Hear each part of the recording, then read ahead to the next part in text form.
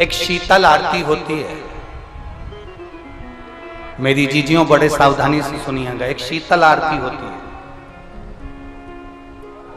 कभी अगर तुम्हारे जीवन में अगर कभी तुमको ऐसा लगे कि रोग बड़ा भारी हो चुका है और बहुत भारी रोग मुझे घेरता जा रहा है, या डॉक्टर को दिखाने जा रहे हो और तुम्हें ऐसा लग रहा है कि डॉक्टर कोई बड़ी बीमारी बताएगा, तो उस समय पर शीतल आरती का प्रयोग करें।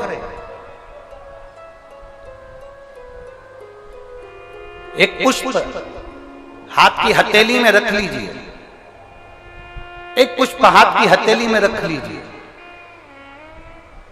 और यहां तक शास्त्र कहता है अगर हो सके तो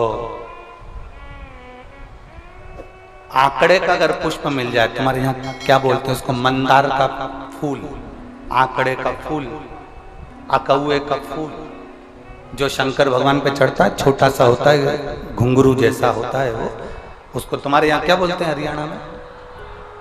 आंख का ही पुष्प बोलते हैं।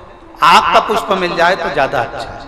अब उसमें चाहे सफेद हो, चाहे नीला हो, चाहे गुलाबी हो, जैसा भी हो, हाथ में रखने के बाद हाथ में एक लोटा जल, भगवान शंकर के शिवालय में जब आप प्रवेश करें और प्रवेश करते समय भगवान के सम्मुख में जब भगवान शंकर के साक्षी में जब पहुंचे, आपके सामने पूजन में कोई भी सामग्री नहीं है, आपके पास में न दिया है, न बाती है, न गर्भवती है, न चंदन है, न कपूर है, न कोई सामग्री है, केवल एक आंख का पुष्प और एक लोटा जल आपके पास में है। शिवालय में पहुंचकर शीतल आरती का प्रयोग करो।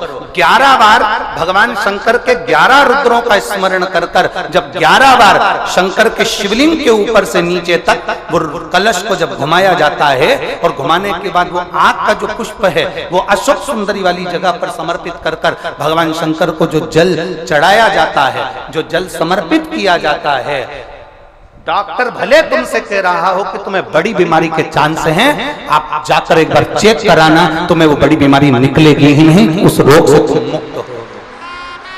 इसको शीतल आरती का प्रयोग किया गया। ये शीतल आरती, इसको शीतल आरती कहा। शिव की प्राप्ति का, एक रोग से मुक्त होने का। अब आपसे कोई कहे कि ये शीतल आरती का प्रयोग सबसे पहले किसने करा, तो आपको ध्यान लगाना है इस प्रयोग को। सोमनाथ जी की कथा का स्मरण करिएगा, सोमेश्वर की कथा का स्मरण करिएगा। आप स्कंद पुराण में, शिव महापुराण में सोमनाथ जी की कथा का स्मरण करिएगा। चंद्रदेव को काया का रोग हो गया, रोग इतना भारी था, चंद्र समझ नहीं पा रहे थे मैं करूं क्या। जब देव ऋषि नारद के पास पहुंच गए, नारद जी ने कहा एक पार्थिव शिवलिंग का निर्माण करो, बालू के शिवलिंग का निर्माण करो, और समुद्र का ही जल भगवान शंकर को उनके आनंद से आरती कर कर उनको चढ़ाने का प्रयास करो।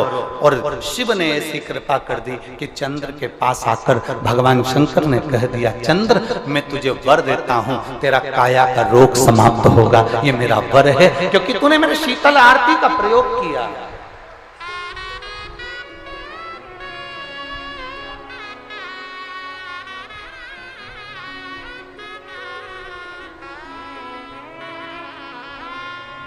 मेरी जीजियों, 2 चीजें बड़ा स्मरण में रखिएगा। एक, बैसाख महीने में मट्टी के पात्र का जल, अभी क्या चल रहा है, फागुन, अभी क्या चल रहा है, फागुन। जब बैसाख का महीना आए ना,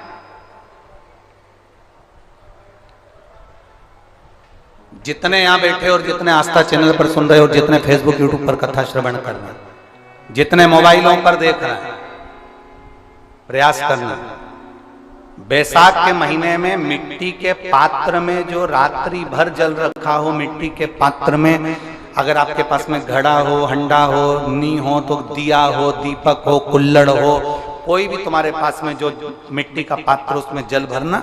वो जल बैसाख के महीने की किसी भी सोमवार के दिन, किसी भी सोमवार के दिन, बैसाख महीने या किसी प्रदोष के दिन, या बैसाख महीने के शिवरात्रि के दिन, वो मिट्टी के पात्र का जल अपने घर के प्रत्येक व्यक्ति का स्पर्श कराकर उस मिट्टी के पात्र के जल को तांबे के पात्र में डाल लीजिए और घर के प्रत्येक व्यक्ति का स्पर्श करा लीजिए और शंकर भगवान पर कुंडकेश्वर महादेव के नाम से समर्पित करिए। कुंदकेश्वर महादेव। कभी जीवन में पीछे पलट कर देखने की जरूरत नहीं पड़ेगी, आप उन्नति की सीढ़ी की ओर बढ़ते चले जाओगे। बैसाख महीने में मट्टी के पात्र का जल भगवान शंकर को समर्पित होना चाहिए। उसका सुख हमारे जीवन को एक आनंद फल प्रदान